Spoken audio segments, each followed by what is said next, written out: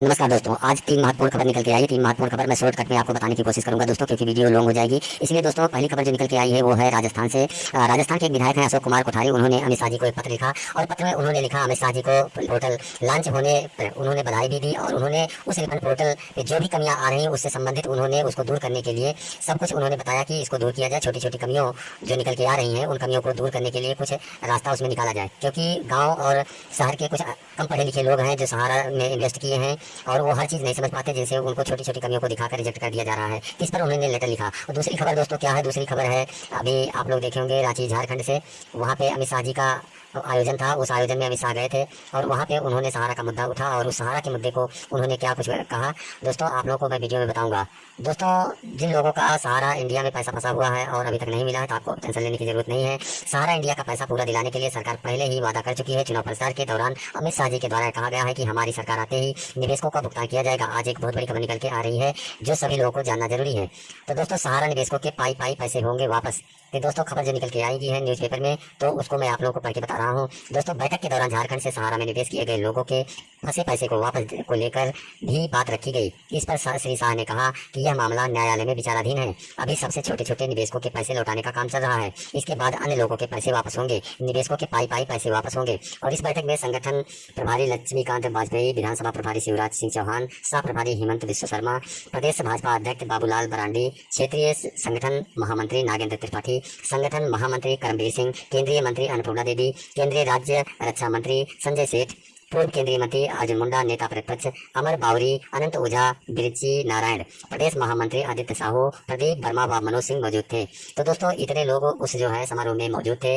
तो वहाँ पे अमित शाह जी ने सीधे बोल दिया है कि यह मामला अभी कोर्ट में विचाराधीन है, इस पर अभी वो कोई ज्यादा कुछ नहीं बोल सकते हैं। दोस्तों दूसरी खबर ये थी दोस्तों। तो तीसरी खबर आपको बताने जा रहा हूँ। तीसरी खबर है सुप्रीम कोर्ट के एडवोकेट अजय टंडन जी, जो कि सहारा के केसों की लड़ाई और सहारा के निवेशकों की लड़ाई वो लड़ रहे हैं, जो कि ये केस अब लड़ रहे हैं सहारा निवेशकों के हित में। तो उनको कितनी सफलता इसमें मिली है सब प्यारे भाइयों और बहनों, जो सहारा समूह, वृद्ध समूह, आनंद निधि, हेल्थ केमिस्ट, आदर्श समूह के पीड़ित निवेशक, एजेंट, कर्मचारी भाई बहन, मैं अजय टंडन अधिवक्ता सर्वोच्च न्यायालय राष्ट्रीय अध्यक्ष मंडल में साथियों, आज मैं आपको इन सभी कंपनी और सोसाइटी के विरुद्ध अपने कड़े संघर्ष और छोटी छोटी उपलब्धियों की एक झलक बताना चाहता हूँ। देखिए बड़ी जब लड़ाई होती है तो उपलब्धियां छोटी छोटी होती है, वही मिलकर बड़ी हो जाती है और हम जीत जाते हैं। चाहे इंसान हो या भगवान, हमने लड़ाई लड़ी और समय लगा, बहुत संघर्ष किया, बहुत किया तब जा सकते हो।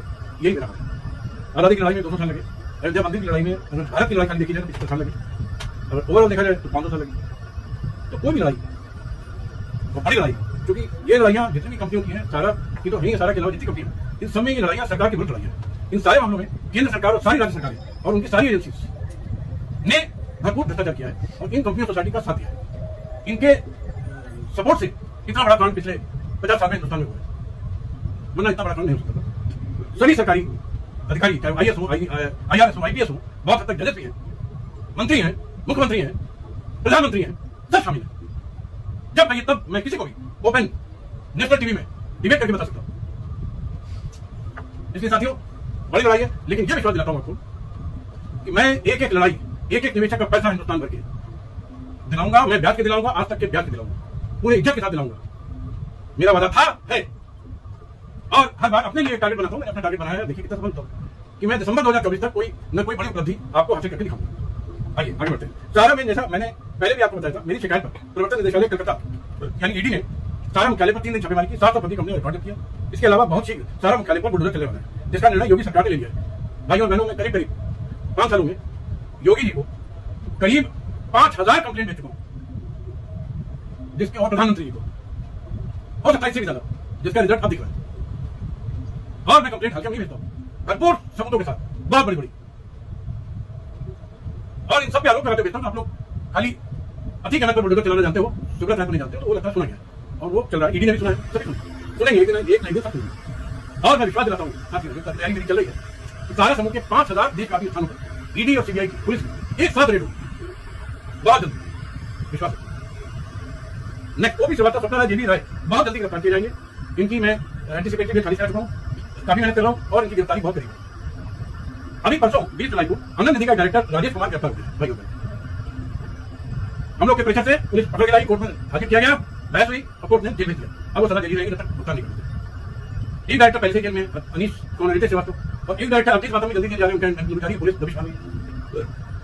आज यानी 22 जुलाई को फिल्म के डायरेक्टर राजेश मल की अग्नि जमानत याचिका कानपुर कोर्ट ने खारिज कर दी। अब पुलिस उनको उठा के जेल में डाल देगी। एनसीबी के चेयरमैन केडी सिंह की अग्नि जमानत कानपुर कोर्ट से मैंने खारिज करा दी, सीबीआई कोर्ट से। एनमी जरूर जारी है, बहुत जल्दी जेल जाएंगे। आदर्श क्रेडिट में मैंने प्रवर्तन निदेशालय ईडी को सीबीआई को विस्तृत शिकायतें भेजी हैं, बहुत जल्दी सुप्रीम कोर्ट में लगा रहा हूँ। समय से लग रहा है कि मेरा एक बड़ा क्लेम है कि आदर्श क्रेडिट या किसी सोसाइटी या कंपनी में यदि कंपनी या सोसाइटी पैसा वापस करने में विफल रहती है तो इस विफलता को सरकार के लॉ एंड ऑर्डर की नाकामयाबी, भ्रष्टाचार, सरकारी भ्रष्टाचार और सरकार द्वारा जानबूझकर ऐसे अपराधों को करने दिए जाने का एक अपराध किया जाता है। ऐसे में कुल जिम्मेदारी सरकार की बनती है और प्रत्येक मामले में या तो सरकार कंपनियों को पैसा दिलवाए, उनकी प्रॉपर्टी बेचकर, या स्वयं सरकारी खजाने से दे। ऐसा लॉ भी है, क्योंकि कंपनियों का सोसाइटी द्वारा किया सारा अपराध कानूनन सरकार के विरुद्ध अपराध माना जाता है, और बल्कि ये कहूंगा सरकार के द्वारा किया अपराध माना जाता है। साथियों, सारा ने एक और फ्रॉड किया। उन्होंने सारा इंडिया लाइफ इंश्योरेंस कंपनी को भारत सरकार की अग्रणी bank state bank life insurance के हाथों बेच दिया, जो मेरी नजर में एक बड़ा अपराध है। उसमें भारत सरकार शामिल है, क्योंकि सारा इंडिया लाइफ इंश्योरेंस के प्रमुख शेयर होल्डर में सारा इंडिया फाइनेंशियल कॉर्पोरेशन, सारा इंडिया कमर्शियल, सारा केयर, सारा प्राइवेट सिटी और अनेक सारा कंपनी पार्टनर है। इसलिए एक बहुत बड़ा फ्रॉड है। इसके लिए अलग से मैं विस्तृत एफआईआर लिख रहा हूँ, ईडी और सीबीआई को गृह शिकायत दे रहा हूँ। साथियों, मेरा विश्वास है कि अब आप सभी लोगों के उपरोक्त सभी कंपनियों के मामले में मंदिर ज्यादा दूर नहीं है। सारा या किसी फ्रॉड कंपनी का निवेशक आत्महत्या न करे, ऐसा मेरा निवेदन है। मैं वादा करता हूँ कि 2024 में पॉजिटिव रिजल्ट दूंगा, बस भरोसा रखिए।